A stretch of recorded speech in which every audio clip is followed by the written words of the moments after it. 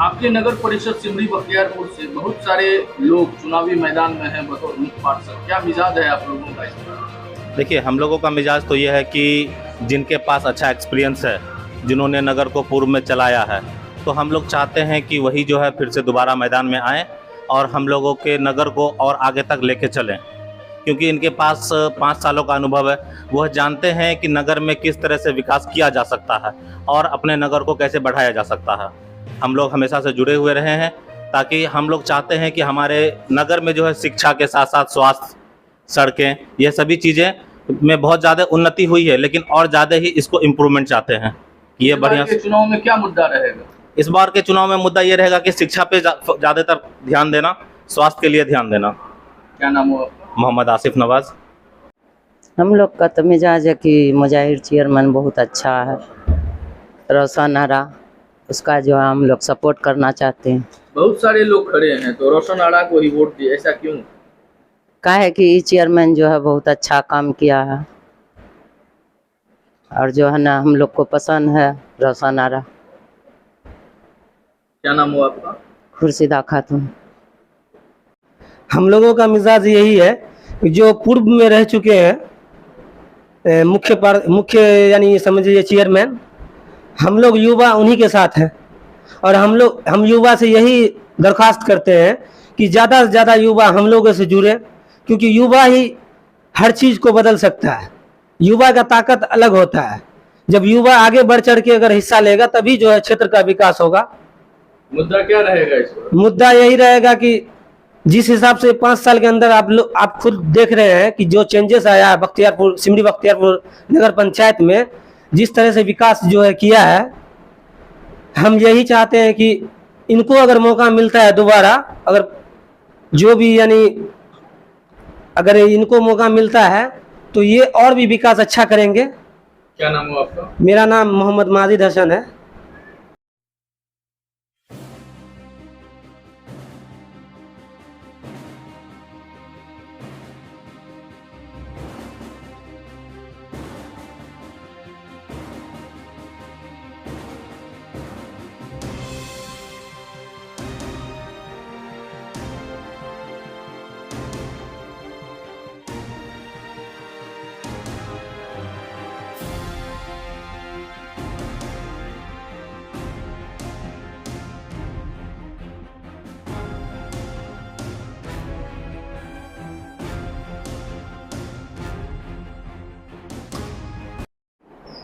नगर निकाय चुनाव 2022 में अभी हम मौजूद हैं नगर परिषद सिमरी बख्तियारपुर में। यहाँ से भी विभिन्न पदों के प्रत्याशी काफ़ी संख्या में चुनावी मैदान में हैं। अभी हम हमारे साथ हैं रोशन आरा है, जो बतौर मुख्य पार्षद से चुनाव लड़ रही है, जिनका चुनाव चिन्ह सिलाई मशीन छाप है। उनके पति भी यहाँ पे मौजूद हैं और रोशन आरा भी यहाँ पे मौजूद हैं। हम उनके पति से पहले जुड़ते हैं और जानते हैं कि उनका रोड मैप क्या रहेगा, क्योंकि तकरीबन राजनीतिक के जो क्षेत्र की बात अगर किया जाए, राजनीतिक अनुभव की बात किया जाए, तकरीबन 10 वर्षों से इनके पास वो राजनीतिक का अनुभव है और समाज से जुड़े हुए लोग हैं। क्या इनका रोड मैप रहेगा, क्यों इन्हें लोग अपना मत देगी, हम सीधे इनसे जुड़ते हैं और जानते हैं। सबसे पहले आपका खास बातचीत में स्वागत है और आप अपना पहले दर्शकों को परिचय दें।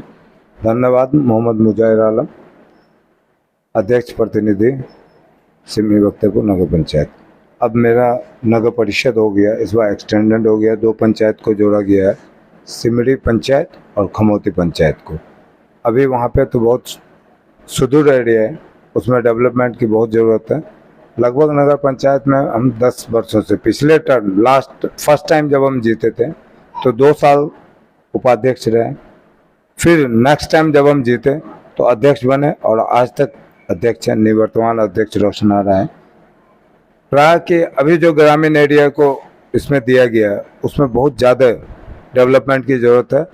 यहाँ इससे पहले नगर पंचायत में जो मैंने काम किया है, आज उस सुदूर एरिया में भी इसका चर्चा सरेआम खुलेआम पब्लिक के बीच है कि नहीं, रोशन आरा ने जो काम किया है वो सराहनीय है और काम के आधार पर उनको पुनः आना चाहिए। आपके पास अनुभव भी है और आगे जो ये जो आप चुनावी मौसम है, अब आपकी पत्नी बतौर मुख्य पार्षद से चुनाव लड़ रही है, इस बार क्या रोड मैप होगा, आप क्या अलग करना चाहते हैं? क्योंकि समाज के सरजमी से आप जुड़े हुए हैं, हर लोगों से आप जुड़े हुए हैं, तो आगे का आपका रोड मैप क्या होगा, क्या आप कुछ अलग करना चाहते हैं? देखिए, नगर पंचायत में जब हम चेयरमैन बने तो लगभग 19 करोड़ की लागत से 265 योजनाओं का मैंने पे काम किया, रोड और नाली पे, जो 19 करोड़ समथिंग है लगभग। उसके बाद 4561 आवास की स्वीकृति मैंने भारत सरकार से दिलाई, जिसमें 3595 या 96 होगा जिसका मैंने भुगतान कर चुका है। लगभग 1000 का आवंटन नहीं आ पाया, कोरोना काल के कारण उसमें फंस गया है। तो लगभग यहाँ पे विकास नगर पंचायत अंतर्गत तो हो चुका है। अब जो है, जो बचा हुआ है, जो सुदूर इलाका जैसे खमोती, वो अभी नहीं होना था, लेकिन चलिए नगर परिषद में जुड़ गया है तो उसका डेवलपमेंट बाकी है, उसको मैं करना, हम उम्मीद करते हैं कि 2 से 2.5 साल में अगर हम आ गए तो उसको ठीक कर लेंगे और फिर उसको भी इतना डेवलप कर लेंगे कि सुदूर से हट के वो नगर में आ जाएगा और वो लगेगा कि नहीं नगर का क्षेत्र है। मैं ये वादा करता हूँ आम जनों से कि मुश्किल से 2 और 2.5 साल में उसका विकास संभव हो पाएगा। तो आपके क्षेत्र में जैसा हमने प्रवेश किया और हम देख रहे हैं, कुछ लोगों से हमने बात भी की, तो समस्या सबसे पहले एक रोजगार का बहुत बड़ा है। ठीक है, रोजगार का बड़ा है, सड़क की स्थिति भी कुछ जगह जर्जर दिखी, सड़क पे जल जमाव दिखा। इसको लेकर के आपके पास क्या रोड मैप है? महिला सुरक्षा, बच्चियों की सुरक्षा के लिए, एजुकेशन के लिए, स्वास्थ्य के लिए, इस तरह का क्या नया रोड मैप है अगर आपको जनता अपना प्यार देती है? अगर जनता दोबारा जिताती है तो रोड में तो कहीं भी जल जमाव की स्थिति हर जगह बनती है। बारिश होने के बाद तुरंत तो नहीं खत्म होता है, लेकिन 1-2 घंटे के अंदर जल जमाव की स्थिति खत्म हो जाती है। कुछ जगह अभी ड्रेनेज सिस्टम नहीं है, जिसका मैंने डीपीआर तैयार किया है, लगभग 4 पॉइंट समथिंग का उसका एस्टिमेट बना है और हम उम्मीद करते हैं कि जैसे ही जीतेंगे वो ड्रेनेज सिस्टम जैसे ही निकास चला जाएगा, कपड़फोड़ा वहाँ पे बहुत बड़ा एक भूभाग है जो सरकार का है, उसमें पानी जमा रहता है, उसी में कनेक्ट करने के लिए हम लोग डीपीआर बनाए। लगभग 4 पॉइंट समथिंग का वो है, तो उसको स्वीकृति दिलाने के बाद ही ये समस्या निदान हो सकती है। रोजगार के लिए क्या कीजिएगा? रोजगार में तो इतना बड़ा अवसर मेरे पास नहीं है कि हम रोजगार उपलब्ध करा सकें, लेकिन फिर भी वो डे एनयूएलएम के तहत हम दे रहे हैं। काफ़ी लोगों को ऋण उपलब्ध कराया है, 10,000 और 50,000 रुपये की ग्रुप में सहायता राशि दी है। 2 लाख का लोन दिलवा रहे हैं सरकार के द्वारा, अभी एक योजना चल रही है, उससे मैक्सिमम लोगों को लाभ देकर कोई पान दुकान, चाय दुकान या इस तरह का जो रोजगार होगा, छोटा कुटीर उद्योग, उसको हम देने में सक्षम रहेंगे और ज़्यादा से ज़्यादा लोगों को हम प्रोवाइड करेंगे।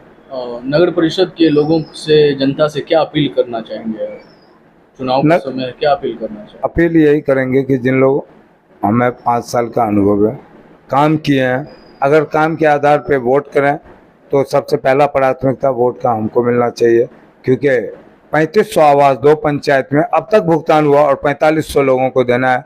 अगर कोरोना काल का 2 साल मेरा नहीं जाता तो हम निश्चित तौर पर सब लोगों का भुगतान करें।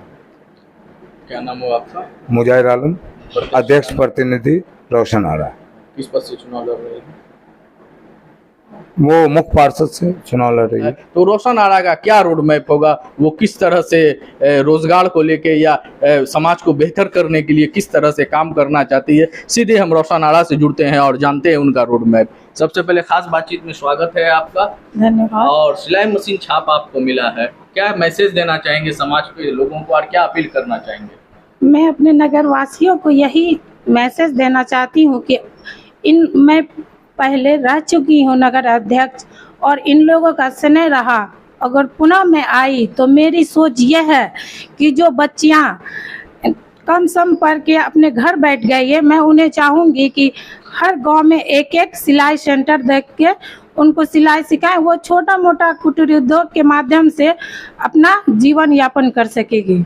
और समाज को क्या मैसेज देना है? चुनाव का समय है, क्या अपील करना चाहेंगे लोगों से? हम जनता से अपील यही करना चाहेंगे कि अगर हमारा पीछे का काम उन्हें अच्छा लगा हो तो वो लोग हमें वोटिंग करें और इस पहले से कुछ ज़्यादा काम करने का प्रयास करेंगे। पहले अगर कुछ त्रुटि रह चुकी होगी तो इस बार उस सारी त्रुटि को मैं समाप्त करना चाहूँगी।